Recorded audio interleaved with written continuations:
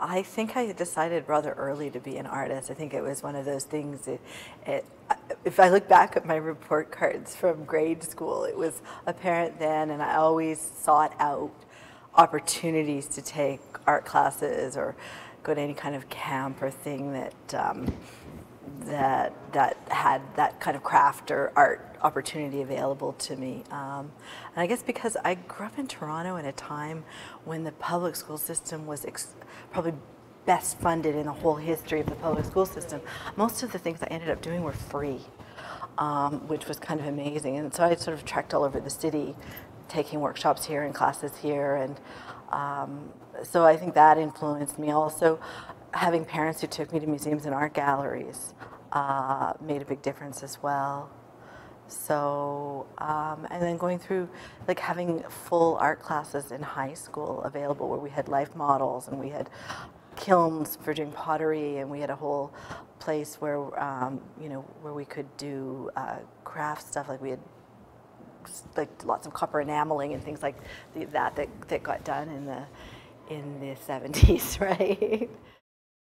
At the end of grade 12, I switched schools. At that point in Ontario, we had grade 13, and instead of doing that, I went to, there's another high school that had 3-year post-secondary art school that was part of they had a separate art building.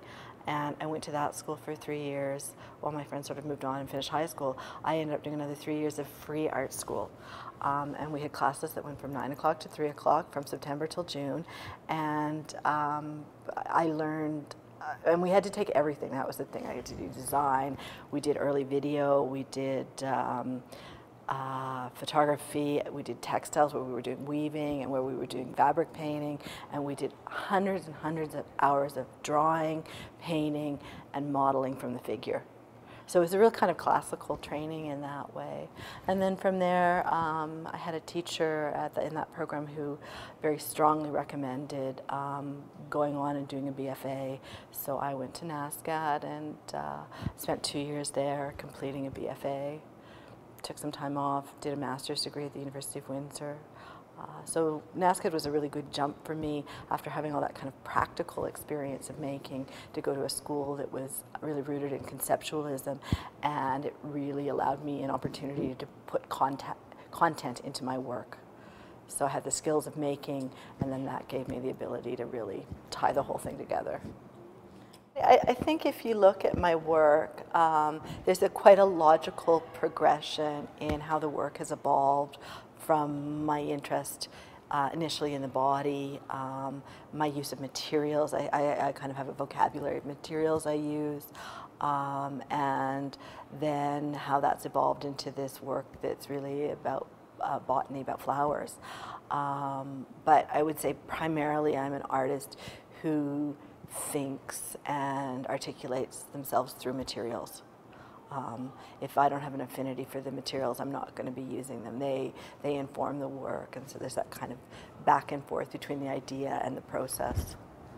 In this particular body of work, this was only sort of the second body of work I did that was completely sort of botanical and based on flowers. And so it was the first work I did where I started to use flowers was a little more tentative. I was drawn to the forms, but maybe the meaning that I wanted and the layering of content wasn't there in the same way. So this one, there was a real intent to find a kind of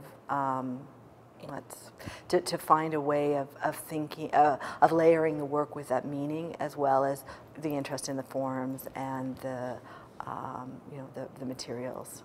So this work started with a trip to the Royal Botanical Gardens in Kew, to their library and archives. I applied for some research money and got it and went, and I didn't know what I was looking for, but I mean, it was kind of just a digging trip. But I guess what I was looking for mostly was social histories about plants, and so I came back with a huge list of books and ordered them and started reading. And in one of the books I came across, it was a whole history of the tulip, and it's a fascinating flower that has you know, such a long history. You know, and it's grown in every country now, even though it originated in Persia, in that part of the world. It's now growing in every country pretty much, and we have them as fresh flowers cut, and we grow them in our gardens. And so there was one particular story, and that was the Dutch got particularly interested in tulips when they were new in Holland in the about the 1630s, and people became, they called it tulip mania, and they became obsessed with like single tulip bulbs, and they started to buy and sell them and trade them, and it got to be this kind of speculative market where things were overly inflated, and they were, a single tulip bulb would be selling for as much as a house in Rotterdam or in Amsterdam, which, you know, and as with any speculative market bubble, it collapsed. And I'm reading this as all the banks are collapsing in the States, and so there's just this whole notion of collapse came about, and I'd had this old fainting couch that I bought a number of years before sitting in my studio, and all of a sudden I had an image of what to do with it, of having these tulips, because and in this piece, the tulips are bent over as they would be after a heavy rain or after they'd been completely dried out in the garden and needed some water. Tulips are heliotropic, and when they go over, they can be revived. The sun will come up and they'll pop back up, or they can be watered and they'll pop back up. So they have that ability. So I guess with that piece, I mean, the tulips, they're modeled in wax, cast in bronze, and I particularly wanted tulips that were very fresh, that hadn't opened. I didn't want this to be about dead things and things completely collapsing and failing. I wanted that possibility or optimism that there might be hope with these tulips. So yeah, so that was that work. And then the embroideries that accompany it, they're kind of more playful than that. The images are taken from a number of botanical illustrations, so these would be historic things, and they were used by, I mean, you know, rich people had these fancy gardens that they would have a gardener who was, a series of gardeners running them, but they would have a head gardener, and then they would have somebody who would document their plants, and so it was also a record of what they had in their garden, how they bloomed, what they looked like, because all of the illustrations have the tubers or the roots or the bulbs in this case on them. So normally we see flowers cut off, right? They're either coming out of the ground or they're cut off and in a vase on your table. So we don't always see flowers with the roots attached. And so by taking them out of that context and putting them on the fabric, they kind of anthropomorphize, and so you've got this kind of lovely, I don't know, sort of courtship or dancing that's happening with the tulips. So there's a bit of a play in there as well.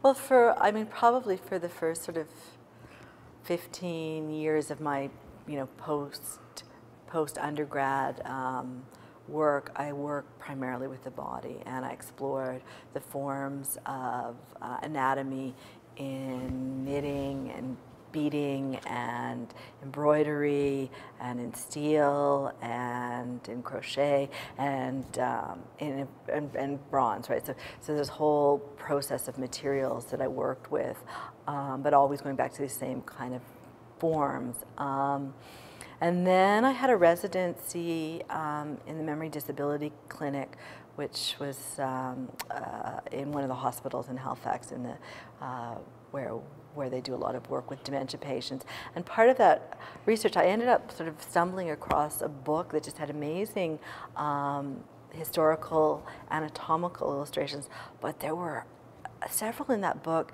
that to me looked as much like botanical illustrations as anatomical illustrations.